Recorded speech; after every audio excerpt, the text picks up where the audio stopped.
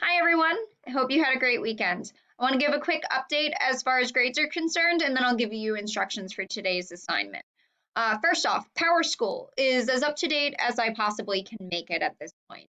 So if you notice that there's a zero and you've turned something in, please make sure that you reach out to me and just a quick email saying, hey, Miss Yanisic, I turned this in. If you don't, I will not check to see that you did it. That zero in the grade book uh, shows you that I've already graded your class. So I'm not going to go back and check. I'm going to be working on future work. Um, I'm not going to go back and check unless you tell me and warn me that it's there. So that's an easy fix. Just go through Power School, make sure that it's as up to date that you've emailed me for any of those zeros or that you know what you're supposed to be working on. As far as grades are concerned, too, if you check on Power School and you notice you didn't get a perfect score on something, the little like question box, there's a little like caption box, I guess you could call it, that will explain exactly where you got points taken off from. Uh, with that as well, I have been extremely generous this past week. I have not marked anything late, even if it was turned in late. I realize distance learning is a new world and we are all getting used to it. So I've been very, very lenient and I will continue to be so for this week. I figure 2 weeks is a pretty good amount of time to figure stuff out. Starting next week, I'm going to be a little bit more strict with that. And if you don't turn something in on time, then I will be taking points off. So just be aware. Make sure that you are aware of due dates and start to get stuff in on time. Um, and one final thing with grades, they updated when the quarter ends. So our new end of quarter date is Thursday, April 9th. So that's not this week, that's next week. Um, you need to get any missing work into me before that point. After that date, I will not accept any missing work because we have to get it updated. That way grades can go out for the third quarter. So you have a week and a half to basically make up anything that you are missing. Again, if you have questions, reach out to me. I've been checking my email frequently. You can see that I've been checking Teams itself pretty frequently. Um, Let me know. Friday, we also had a Zoom conference for those who were around. I will continue to do that during the office hours. Officially, my office hours on Friday are 9 to 11, where you can email me and I'll be sitting there waiting for emails to come in.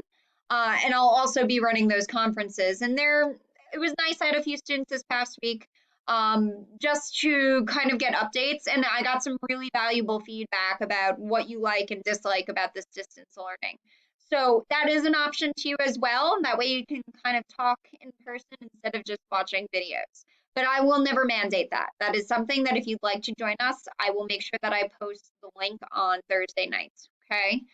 All right, so let's get into what we're going to be doing today.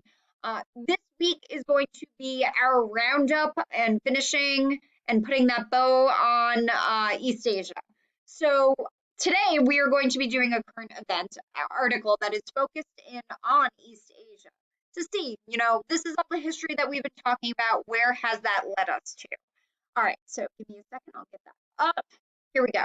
So this will be on assignments and teams, and this will be what it looks like. So this will be due on Wednesday at 8 a.m. So that's already April 1st, okay? You are going to find a current event.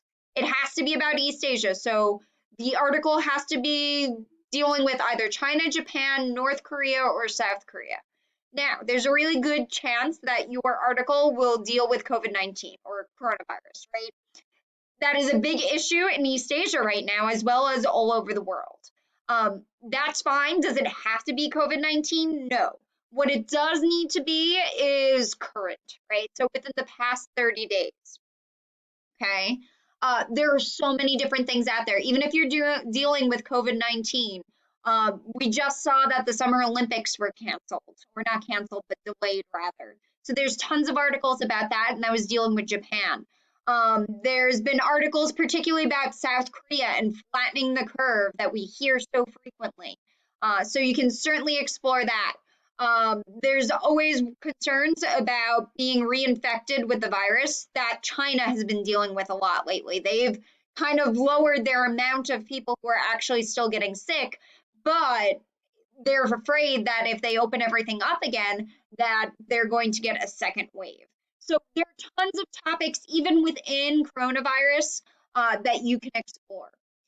As I was saying, the article does have to be current. The length should be 1 to 2 pages of text. Look, it's very rare that students pick out articles that are too short, but just be aware that if it's too short, you're going to have difficulties actually doing the assignment. So make sure that it's a decent sized article. Sources, this is pretty general. So Hartford Courant, the New York Times, BBC, USA Today, CNN. Newsella is a great resource. You can also check the library's databases. They quite frequently have news articles from them that you can pull. Basically, you have almost any source. If it seems like it's not legit, don't use it. All right, so what does your write-up need? The first thing that you have to do is put your article in MLA format. So you have to cite your source. Use citationmachine.net or EasyBib or even any other citation creating workspace. It doesn't matter what type it is, but it should be in the MLA format, okay? Your first paragraph is going to be your summary of your article, the who, what, when, where, why, and how of what your article is discussing. You want to make sure it's pretty detailed. I should be able to tell what your article is about without actually having to read your article. The second paragraph you have two parts of. The first is identifying what category your article fits into. It's either going to be social, political, or economic. Sometimes it can fit in multiple. You just have to explain how it fits into multiple then. Remember, social is dealing with education, public health, sports and entertainment. So like Olympics, there's definitely a social element of that. Political is dealing with government, so that'd be focusing more on reactions of the government or steps the government is taking. Economic is dealing with money, trade, the economy, okay? And then the second part of this paragraph is your evaluation. What do you make of the information that's presented to you? So some ideas to explore, especially if you are doing a COVID-19 article. How should the United States respond to whatever happens in East Asia? Is there something the US can learn from what happens in East Asia? What questions you kind of answer here go into is going to depend on your article. The grading rubric, you've seen something very similar before. For 5 points, it'll be the article itself. Does it meet the criteria? The write-up has to be 1 page. I'm looking to make sure it's error-free. Should be proofread and neat. The summary is another 5 points. So I think this is out of 20 points, not 25. I'll make sure that's fixed. The summary is detailed.